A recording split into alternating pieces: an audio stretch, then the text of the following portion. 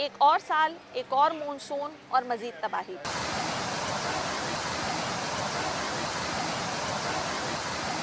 پاکستان میں مونسون کے بعد ہونے والی تباہی اب معمول سا بن گیا ہے۔ لیکن کیا وجہ ہے کہ دنیا بھر میں بارشیں ہوتی ہیں لیکن پاکستان میں ہونے والی بارشیں زحمت بن جاتی ہیں؟ آئیے ہم آپ کو بتاتے ہیں، لیکن اس سے پہلے جان لیتے ہیں کہ 2025 میں جو حالیہ مونسون ہے اس سے کیا تباہی ہوئی ہے۔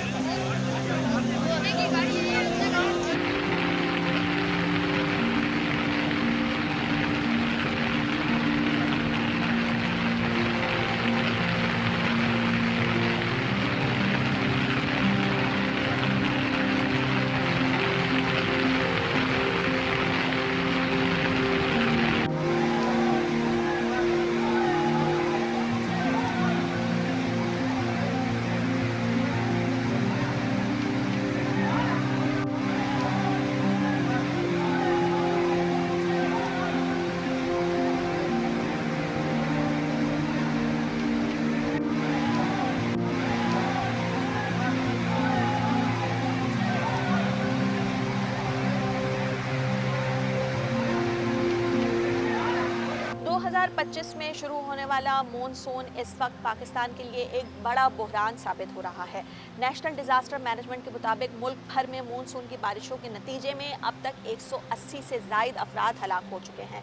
سب سے زیادہ متاثر ہونے والا صوبہ پنجاب ہے، جہاں پر جولائی کے پہلے 15 دنوں میں 124% سے زائد بارشیں ریکارڈ کی گئی ہیں۔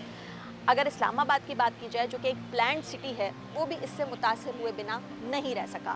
رہائشی علاقوں میں گھروں کے اندر پانی تک داخل ہو گیا، پورا شہر ندی نالے کا منظر پیش کر رہا تھا، یہاں تک کہ سڑکیں ڈوب گئیں، موٹر ویز ڈوب گئی، اور اس کے ساتھ ساتھ ایسے مناظر بھی سامنے آئے جو کہ اس سے پہلے کبھی نہیں دیکھے گئے۔ زیادہ تر جو ہلاکتیں رپورٹ ہو رہی ہیں اس کی وجہ یہ ہے کہ کرنٹ لگنے کے واقعات یا پانی میں بہہ جانے یا مکانات جو منہدم ہوئے ہیں اس کی وجہ سے یہ اموات ریکارڈ کی گئی ہیں۔ اس کے علاوہ کئی ایسے خاندان ہیں جنہیں ان بارشوں کی وجہ سے اپنا سب کچھ کھونا پڑا۔ اب سوال یہ ہے کہ بارشیں تو بہت ساری جگہوں پر ہوتی ہیں، تو اس کا اثر پاکستان میں اتنا زیادہ کیوں نظر آتا ہے؟ اس کی ایک سب سے بنیادی وجہ پاکستان میں ہونے والی تعمیرات ہے، یعنی کہ جو آپ رہائشی منصوبے دیکھ رہے ہیں وہ زیادہ تر ندی نالوں یا پھر جھیلوں یا پھر ایسے علاقوں میں نظر آ رہی ہیں جہاں سے دریاؤں نے گزرنا ہوتا ہے۔ یہ غیر قانونی تعمیرات سیلابوں کے راستے میں ایک رکاوٹ بنتی جا رہی ہے۔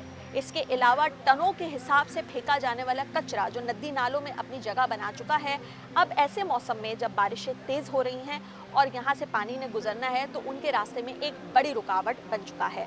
قدرتی آبی گزرگاہیں ان کو بھی بند کر دیا گیا ہے، اور وہی والی بات کہ تعمیرات کے نام پر جس طریقے سے آبادی کو بڑھایا جا رہا ہے، اس کے بعد اس طرح کی صورتحال کا سامنے آنا ایک معمول کی بات ہے۔ یہاں ایک اور سوال بنتا ہے کہ ہونا کیا چاہیے؟ پاکستان جس کا شمار موسمیاتی تبدیلیوں سے متاثرہ ممالک کی فہرست میں ہوتا ہے، اور وہ اس سے پہلے بھی کئی ایسے موسم اور اس طرح کے سیلاب دیکھ چکا ہے، جس کی ایک مثال 2010 کا اور 2022 کا سیلاب ہے۔ حکومت پاکستان یہ بتاتی ہے کہ 1700 افراد کی ہلاکتیں 2022 کے سیلاب میں ہوئی تھیں۔ یہ وہی سیلاب ہے جس نے ملک کے 1/3 حصے کو ڈبو کر دیا تھا۔ اب اس وقت جو مونسون کی بارشیں ہو رہی ہیں اس سے یہ خدشہ ظاہر کیا جا رہا ہے کہ یہ سیلاب سندھ کا رخ کر سکتا ہے، جو کہ پہلے ہی 2022 کے سیلاب سے نہیں سنبھل سکا۔ لیکن ان سب کا حل کیا ہے؟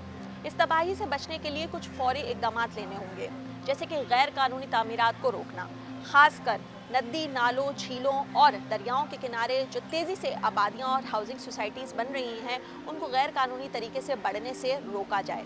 اس کے علاوہ چھوٹے بڑے ڈیمز تعمیر کیے جائیں تاکہ سیلابوں کی شکل میں آنے والے پانی کو ذخیرہ کیا جا سکے اور وہ سیلاب کو روکنے میں مدد بھی دیں، اور جب پانی کی قلت ہو تو وہ استعمال میں بھی آ سکیں۔ اس کے علاوہ شجرکاری کو زیادہ طریقے سے شروع کیا جائے۔ ملک میں ویسے ہی درخت کٹنے سے درجہ حرارت بہت تیزی سے بڑھ رہے ہیں، اور ہم یہ بھی دیکھ رہے ہیں کہ غیر معمولی طور پر بارشوں میں اضافہ ہو رہا ہے۔ ایک جانب گلیشیئرز پھٹ رहे हैं, उनसे बहने वाला पानी दरियाओं में तुग़यानी लेकर आ रहा है, तो दूसरी जानिब कुछ ऐसे भी दरिया हैं जो बिल्कुल सूख चुके हैं। लेकिन इस तरह के आने वाले सैलाब जिनके रास्ते में बहुत सी रुकावटें लोगों की अपनी पैदा करदा हैं, उनको निकलने के लिए या उनको रोकने के लिए हुकूमत को ये इक़दामात करने बहुत ज़रूरी होंगे।